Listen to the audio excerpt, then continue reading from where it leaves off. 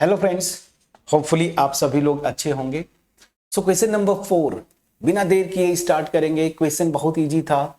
तो question number 4 और यहाँ पे क्वेश्चन 4 हम पढ़ेंगे भी, मैंने उसमें पढ़ा भी था। क्वेश्चन क्या बोल रहा है ना कि कोई भी एक एमसीक्यू टाइप का क्वेश्चन है, टेस्ट है उसमें बेसिकली। और उस टेस्ट में कोई स्टूडेंट जो है ना, ऑब्वियस सी बात है, दो ही तरीके से आप आंसर देते हैं कि या तो आप उस आंसर को जानते हैं मतलब सॉल्व कर पाते हैं, या दूसरा फिर क्या करते हैं, गेस करते हैं। अब क्वेश्चन में क्या दिया है कि स्टूडेंट उस क्वेश्चन का आंसर जानता है, उसकी प्रोबेबिलिटी 3/4 और गेस करता है, उसकी प्रोबेबिलिटी जो है, किसी भी क्वेश्चन की बात कर रहा है ये, 1/4।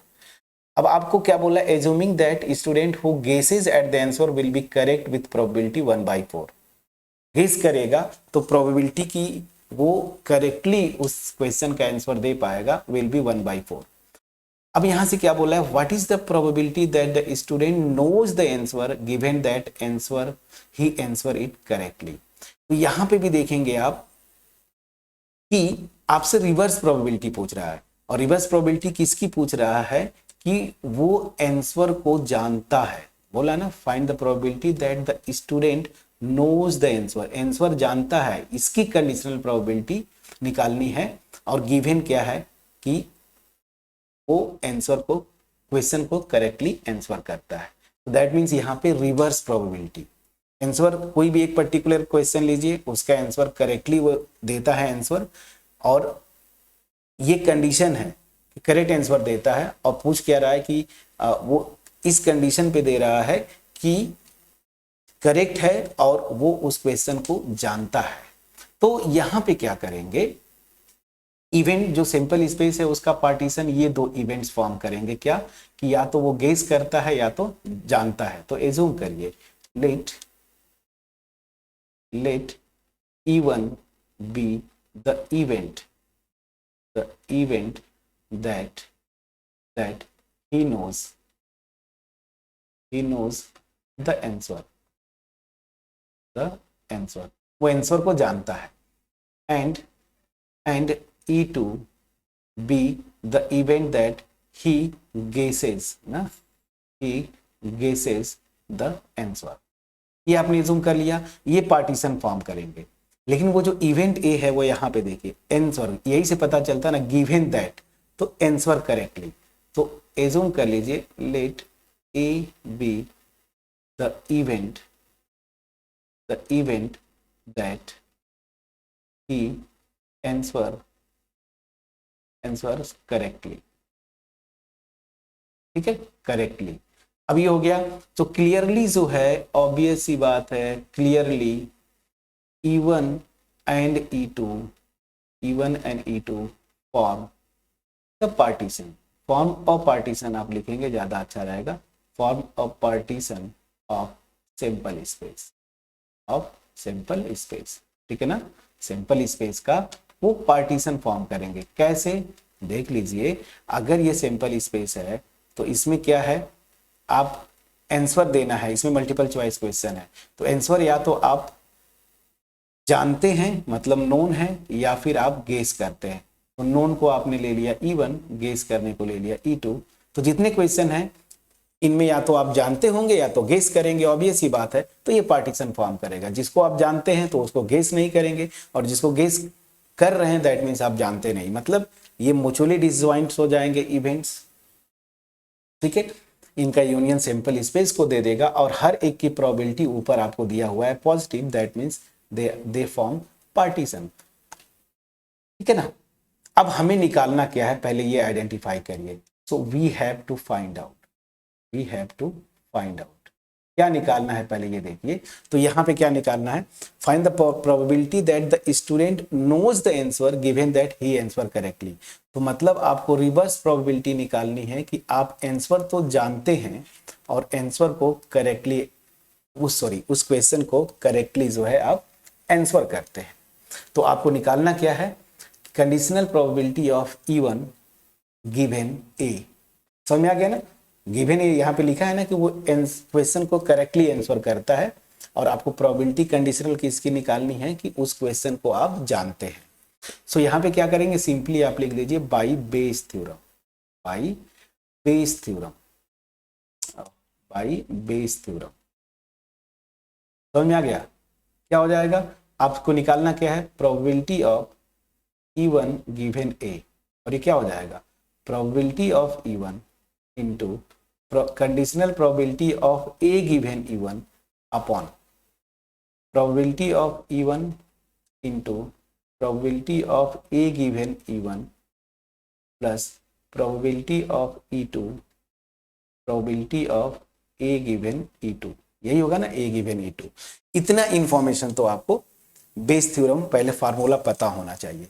अब आपको बेस थ्योरम में जो जो इंफॉर्मेशन की जरूरत पड़ेगी क्वेश्चन के अकॉर्डिंगली आप निकाल लीजिए। सो हियर ये दिया हुआ है प्रोबेबिलिटी ऑफ E1, मतलब उस इवेंट की प्रोबेबिलिटी कि वो आंसर जानता है क्वेश्चंस का, तो यहाँ पे लिखा ना, let 3/4 be the probability that he knows the answer, तो ये हो गया 3/4। और प्रोबेबिलिटी ऑफ E2 वो क्या है, गेस करेगा, उसकी प्रोबेबिलिटी यहाँ पे दे दिया है 1/4। Now probability of A given E1, ये क्या है, कंडीशनल प्रोबेबिलिटी है किसका, कि वो किसी भी क्वेश्चन को करेक्टली आंसर करेगा, और गिवन क्या है, वो क्वेश्चन को जानता है। अब यही पे स्टूडेंट फंसते हैं। यहाँ पे देखिए 1/4 प्रोबेबिलिटी दिया है कि वो क्वेश्चन को करेक्टली आंसर करेगा, ठीक है ना, जो कि गेस करने के बाद। तो ये तो समझ में आ गया कि ये वाला probability of A given E2 दे दिया है, लेकिन A गिवन E1 नहीं दिया है। ये दिमाग लगाना है आपको फ्रेंड ना। अगर आप क्वेश्चन का आंसर जानते हैं तो ऑब्वियस ही बात है आप उसको करेक्टली आंसर करेंगे, तो इसकी प्रोबेबिलिटी क्या हो जाएगी, ये सर्टेन इवेंट हो गया। आप अगर किसी क्वेश्चन का आंसर जानते हैं सॉल्व करना, तो आप करेक्टली सॉल्व करेंगे, दैट मींस उसकी प्रोबेबिलिटी वो क्या हो गया, सर्टेन इवेंट। और सर्टेन इवेंट की प्रोबेबिलिटी क्या होती है, 1। यही चीज याद रखिएगा, कभी कभी क्वेश्चंस में ऐसे आपको निकालना पड़ता है। और यहाँ पे ये गिवन है ना कि वो गेस करेगा सच दैट किसी पर्टिकुलर क्वेश्चन को आंसर वो करेक्टली करेगा, वो यहाँ पे दिया हुआ है। कहाँ गया, assuming that a student who guesses at the answer will be correct with probability 1/4, तो ये आपको दे दिया है। बस अब ये इंफॉर्मेशन जितने हैं वो यहाँ पे यूज कर लीजिए। So using this in 1 we get देखिए कितनी आसानी से आपने निकाल लिया। So probability of E1 given A, reverse probability यहाँ पे रखिए, E1 की प्रोबेबिलिटी 3/4 और conditional probability of A given E1 certain event था, ये क्या है 1, प्लीज चेक करिएगा, divided by again P of E1 3/4 और ये तो 1 अभी ऊपर निकाला हमने, प्लस ये देखिए P of E2 is given 1/4 और probability of A given E2 ये आपको क्वेश्चन में दिया हुआ है, दैट इज आल्सो 1/4। कैलकुलेट करिए, 3/4 ऊपर, नीचे 3/4 प्लस 1/16, तो थोड़ा सा नीचे आपको कैलकुलेट करना होगा। मैं एक बार कैलकुलेट कर देता हूं, एलसीएम लेंगे 16, 4 4 3 जा 12 प्लस 1, बस ये हो जाएगा 3/4 upon 13/16। So this will be probability of E1 given A, this will be 3/4 multiplied by 16/13। तो यहां से देखिए जब आप इसको कैंसिल करेंगे तो 4 टाइम्स कैंसिल होता है, 4 4 जा 16 और 4 मल्टीप्लाइड बाई 3 या 3 मल्टीप्लाइड बाई 4 कितना होता है, 12 डिवाइडेड बाई 13। प्लीज चेक करिएगा फ्रेंड्स, प्लीज चेक करिएगा। तो ये आपका आंसर है, ठीक। तो इस क्वेश्चन में भी अगेन आपको आइडेंटिफाई करना था पार्टीशन, और वो क्वेश्चन के अकॉर्डिंगली समझ में आता है कि या तो जानता है या तो गेस करता है किसी भी क्वेश्चन को। तो ये इवेंट्स E1 E2 ले लिए तो पार्टीशन फॉर्म कर देंगे, और यहाँ पे जो A लेते थे वो यहाँ पे लिखा है कि आंसर करेक्टली, वो क्वेश्चन से पता चलेगा, गिवन दैट जैसे ही बोल दिया वही क्या आप ले लेंगे A। आपको मैं एक ट्रिक बता रहा हूँ, तो मतलब क्या, वो आंसर को करेक्टली, क्वेश्चन को करेक्टली आंसर करता है, ठीक। बेस थ्योरम लगा दीजिए। पहले यहाँ पे आपको आइडेंटिफाई करना है कि निकालना क्या है, तो यहाँ पे निकालना था आपको reverse probability of E1 given A, मतलब कि आपको प्रोबेबिलिटी निकालनी है कि वो आंसर को जानता, कंडीशनल प्रोबेबिलिटी, आंसर जानता है गिवन वो उस क्वेश्चन का आंसर करेक्टली करता है, ठीक। ये अब बेस थ्योरम लगा दीजिए, जो जो इंफॉर्मेशन सब कुछ दिया था, यहाँ पे ये ट्रिक था conditional probability of A given even, मतलब वो आंसर को करेक्ट करे गिवन वो आंसर को जानता है। तो जब आंसर को जानता है फ्रेंड्स, तो ऑब्वियस सी बात है वो बिल्कुल करेक्टली ही उस क्वेश्चन का आंसर देगा।